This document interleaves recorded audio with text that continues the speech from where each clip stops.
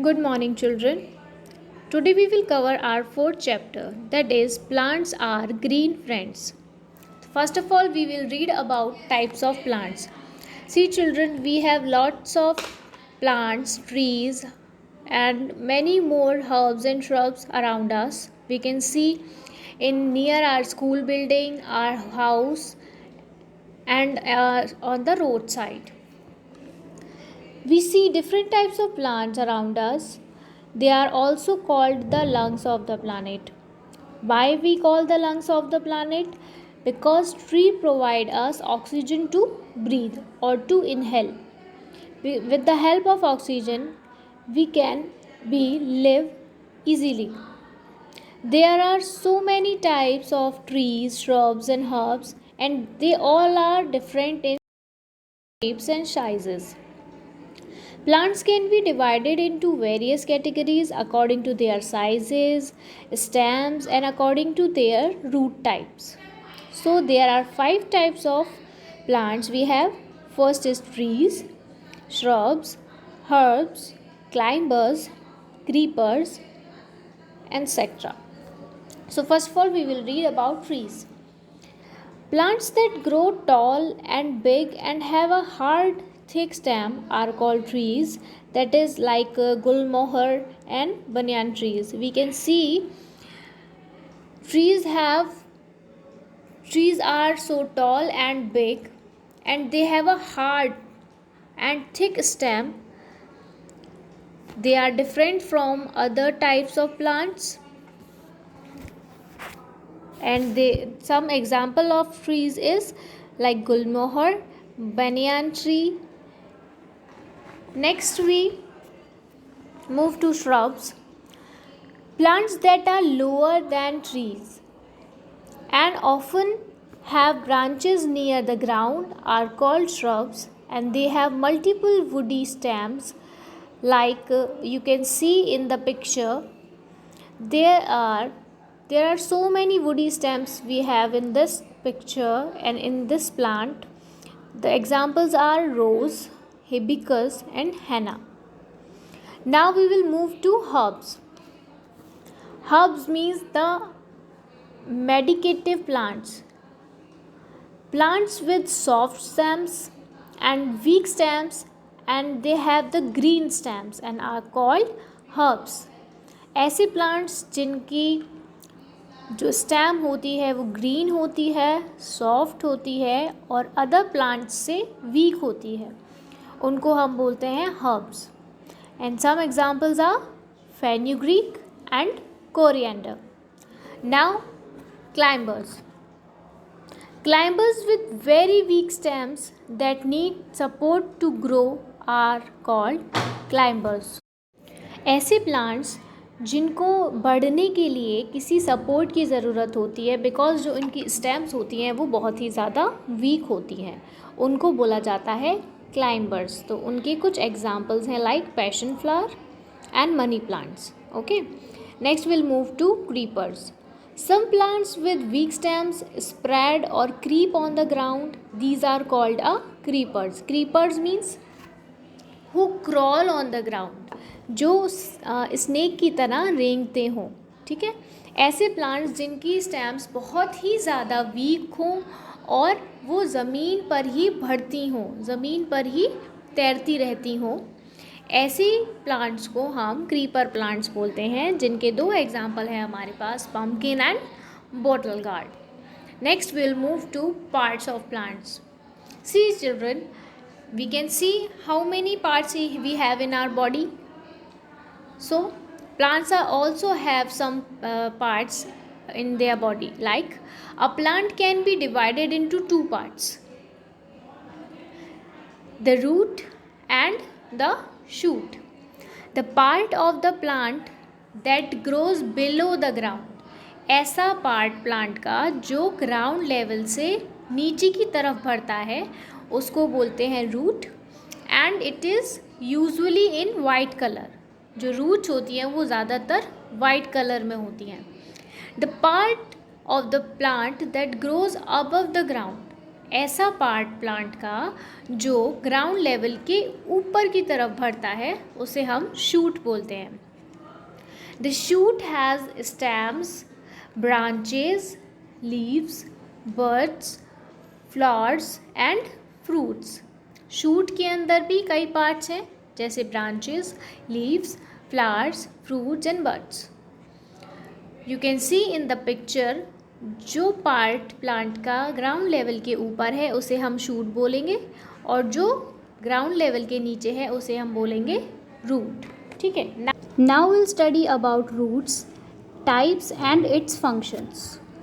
The root is the part of a plant. This usually grows below the ground. There are two main types of roots, taproot and fibrous root. Taproot.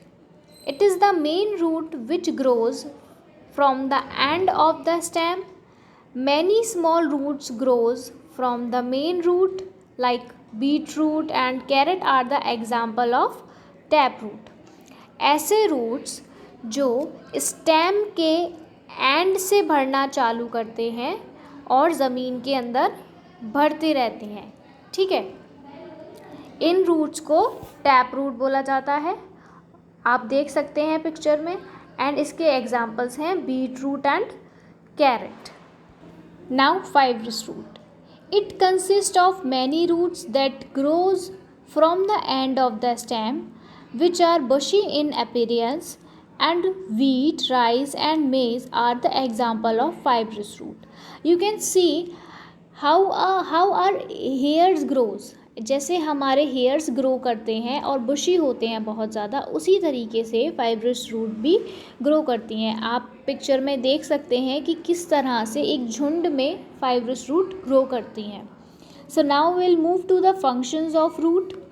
The main function of the roots are it fixes the plant in the soil. With the help of root, एक plant soil में किस तरह से अपने आप को fix रखता है और तेज़ आंधी और बारिश से बचाए रखता है। रूट्स प्लांट को एक ही जगह फिक्स रखने में हेल्प करती है। It takes in water and minerals from the soil to use by the plant. Roots absorb the water and the minerals from the soil and it brings to the leaves and the other plants and the other parts of the plant. Root क्या करती हैं? Soil में से water को और mineral को absorb करती हैं और उसे बाकी प्लांट्स के पार्ट्स तक पहुंचाने का काम करती हैं.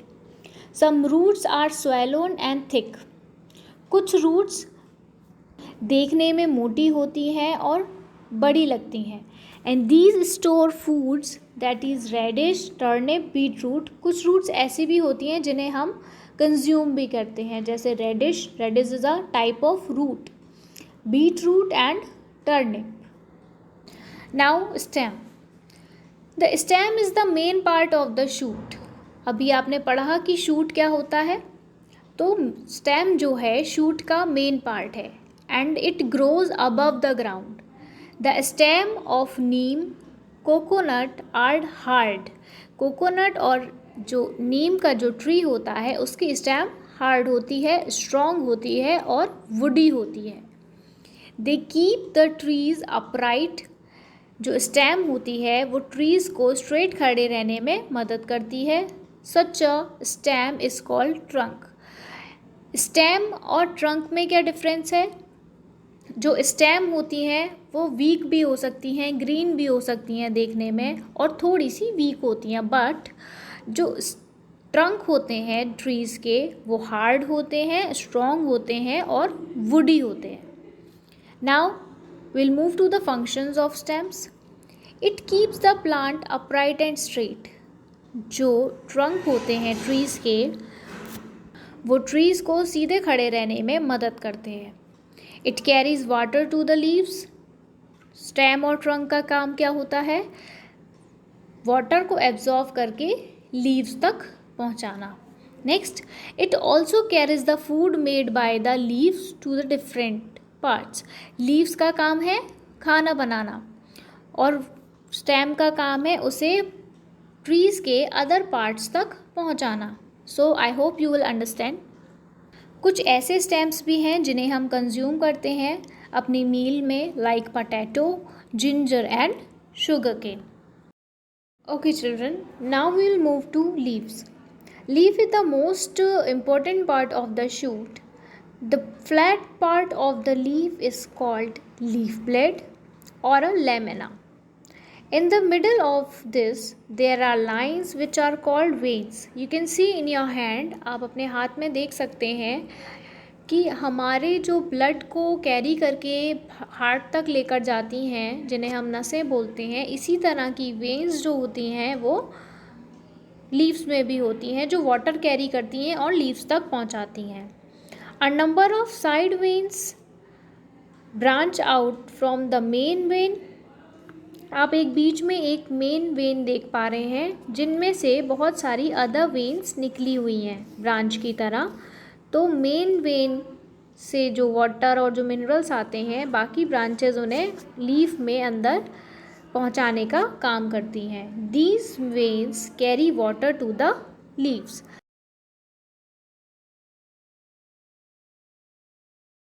मिनरल को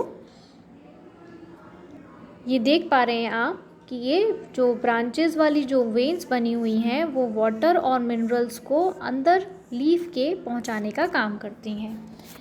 सो now will move to the functions of leaves. A leaf make food for the plant with the help of the air, water, sunlight. This process is called photosynthesis. The leaf is called the kitchen or the food factory of a plant. हमारे लिए सबसे ज़्यादा क्या ज़रूरी है? खाना ज़रूरी है, ताकि खाना हमारा जो होता है एक फ्यूल की तरह वर्क करता है। इसी तरह ट्रीज़ के लिए खाना बनाने का काम कौन करता है? लीव्स करती हैं, ठीक है। और किस चीज़ की हेल्प से करती हैं? एयर, वाटर और सनलाइट की हेल्प से वो अपना फूड प्रिपेयर करते हैं। और जो ये फ्रूट प्रिपेयर करने की जो पूरी प्रोसेस होती है उसे बोला जाता है फोटोसिंथेसिस। और हम लीव्स को क्या बोलते हैं?